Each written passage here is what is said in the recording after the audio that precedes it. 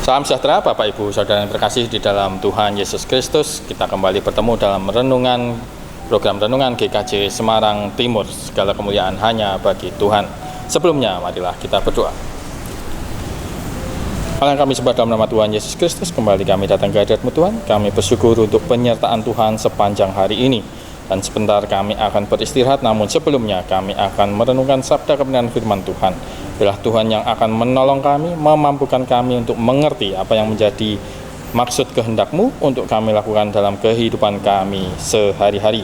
Terima kasih Tuhan, kami menyerahkan waktu teduh kami ini hanya dalam nama-Mu Tuhan Yesus Kristus kami telah berdoa dan ucapkan syukur. Amin. Bacaan firman Tuhan diambil dari Kitab 1 Yohanes pasal yang kelima ayat 16 sampai 18. 1 Yohanes 5 ayat 16 sampai 18. Demikian firman Tuhan. Kalau ada seorang melihat saudaranya berbuat dosa, yaitu dosa yang tidak mendatangkan maut, hendaklah ia berdoa kepada Allah dan Dia akan memberikan hidup kepadanya, yaitu mereka yang berbuat dosa yang tidak mendatangkan maut. Ada dosa yang mendatangkan maut, tentang itu tidak kukatakan bahwa ia harus berdoa. Semua kejahatan adalah dosa, tetapi ada dosa yang tidak mendatangkan maut. Kita tahu bahwa setiap orang yang lahir dari Allah tidak berbuat dosa, tetapi Dia yang lahir dari Allah melindunginya, dan si jahat tidak dapat menjamahnya. Demikian bacaan firman Tuhan kita pada hari ini. Saudara yang terkasih di dalam Tuhan Yesus Kristus, mungkin ada pertanyaan yang bergelayut di dalam pikiran kita ketika kita membaca ayat bacaan tadi.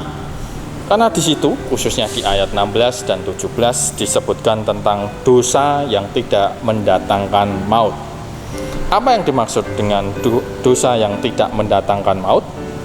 Sementara kita sudah sedemikian hafal, sudah sedemikian sering mendengar ayat yang berbunyi upah dosa ialah maut, yang tertulis di dalam kitab Roma 6 ayat 23. Untuk menjawab pertanyaan ini, terlebih dahulu kita akan berusaha memahami apa yang dimaksud dengan maut. Apa pengertian dari maut itu sendiri? Kata maut berasal dari bahasa Yunani thanatos, yang artinya kematian rohani, atau dengan kata lain ialah kematian kekal. Kematian kekal kebalikannya adalah hidup yang kekal. Soal hidup yang kekal ini ada tertulis di ayat sebelumnya dari bacaan kita tadi, tepatnya di ayat 13 dari 1 Yohanes 5. Di situ tertulis, semuanya itu kutuliskan kepada kamu, supaya kamu yang percaya kepada nama Anak Allah tahu bahwa kamu memiliki hidup yang kekal. Saya ulangi pada bagian, supaya kamu yang percaya kepada nama Anak Allah tahu bahwa kamu memiliki hidup yang kekal. Dari sini kita tahu bahwa yang memiliki hidup yang kekal adalah mereka yang percaya kepada nama Anak Allah, yaitu Kristus. Dengan demikian, yang akan mengalami kematian kekal atau kematian rohani atau maut adalah mereka yang tidak percaya kepada Kristus. Jadi dosa yang mendatangkan maut adalah dosa tidak percaya kepada Yesus Kristus. Dosa tidak menerima Yesus Kristus sebagai Tuhan dan Juru Selamatnya. Itulah yang dimaksud dengan dosa yang mendatangkan maut. Di ayat 16, apabila kita melihat saudara kita tengah melakukan dosa yang tidak mendatangkan maut, kita harus mendoakan dia. Dengan demikian yang dimaksud dengan saudara yang tengah melakukan dosa yang tidak mendatangkan maut adalah mereka orang percaya, orang di dalam Kristus tetapi sedang berbuat dosa. Kalau kita melihat saudara seiman kita tengah nyata-nyata berbuat dosa, kita diminta untuk mendoakannya. Mendoakan bukan agar dia dihukum Tuhan atau agar dia atau Tuhan menimpakan azab kepadanya. Bukan seperti itu bukan doa yang benar. Namun mendoakan agar Tuhan mengampuni dosanya dan dia sadar akan dosa-dosanya, menyesalinya, dan mengoreksi hidupnya sesuai dengan kehendak Tuhan. Ini sebagai wujud kasih kita kepada sesama kita, lebih-lebih terhadap saudara di dalam Tuhan. Tidak kita biarkan, tidak kita abaikan, setidaknya kita doakan.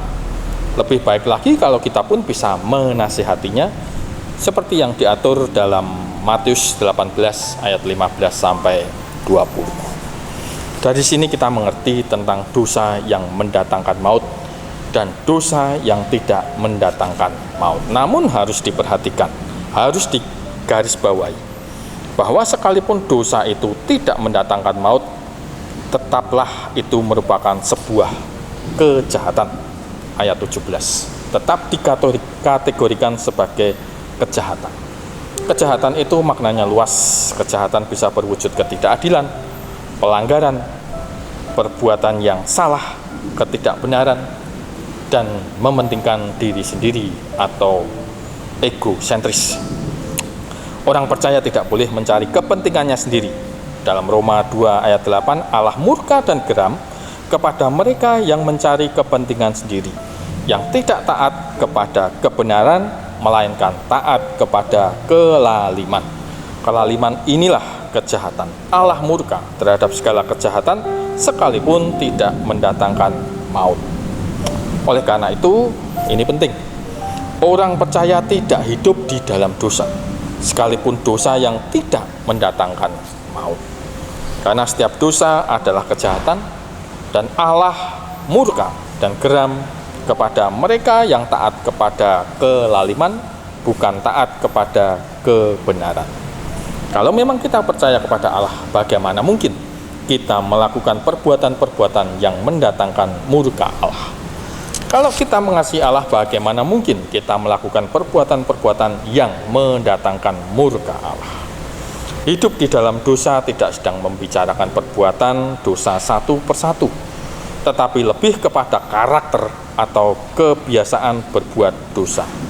Orang percaya masih bisa jatuh ke dalam dosa, tapi tidak menjadikan dosa itu sebagai kebiasaan, tidak menjadikan dosa itu sebagai karakter dirinya, tidak menjadikan dosa sebagai jalan hidupnya.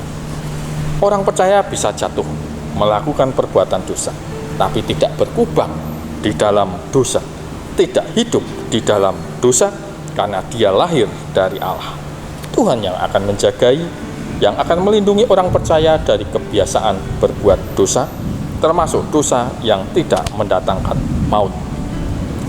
Maka dari itu kita perlu mempertanyakan iman kita. Kalau sebagai orang percaya kita masih hidup di dalam dosa, masih berkubang di dalam dosa, dosa masih menjadi karakter diri kita. Sebab orang percaya tidak bisa hidup di dalam dosa. Kita perlu mengevaluasi diri kita. Kita bisa saja mengaku percaya kepada Tuhan Yesus, tapi apakah kita sudah benar-benar menjadikan Dia sebagai Tuhan dalam kehidupan kita? Karena anak Tuhan dan mengaku sebagai anak Tuhan itu tidak sama.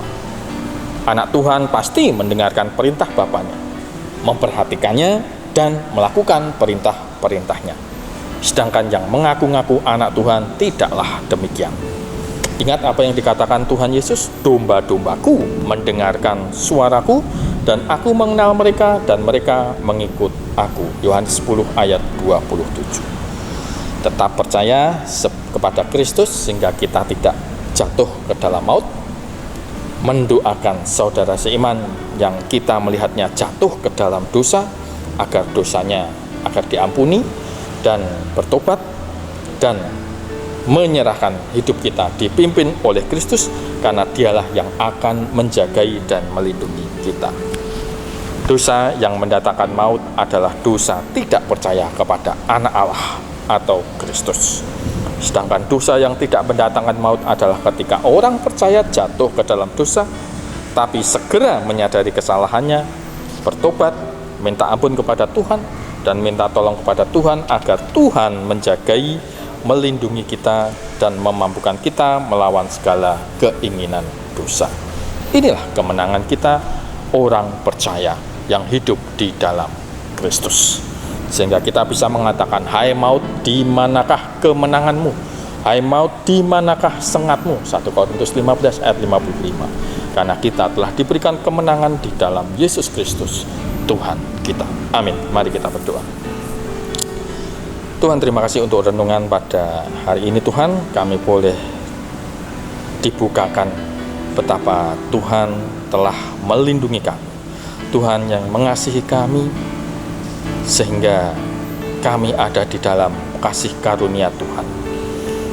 Maut tidak lagi mencengkeram kami, namun demikian biarlah kami tetap mengasihi Tuhan, kami tetap melakukan perintah-perintah Tuhan, melakukan apa yang menjadi maksud dan kehendak Tuhan di dalam hidup kami, untuk menyenangkan hati Tuhan karena kami mengasihi Tuhan. Tuhan yang telah meluputkan kami dari segala hukuman, Tuhan yang telah menyelamatkan kami. Terima kasih Tuhan, jaga hidup kami, menangkanlah kami dari segala macam keinginan berbuat dosa, agar kami tidak melakukan hal-hal yang tidak berkenan di hadapan Tuhan, yang mendatangkan murka dan geram Allah. Terima kasih Tuhan, hanya dalam nama Tuhan Yesus Kristus kami telah berdoa dan ucapkan syukur. Amin. Demikian renungan kita pada hari ini. Selamat beristirahat.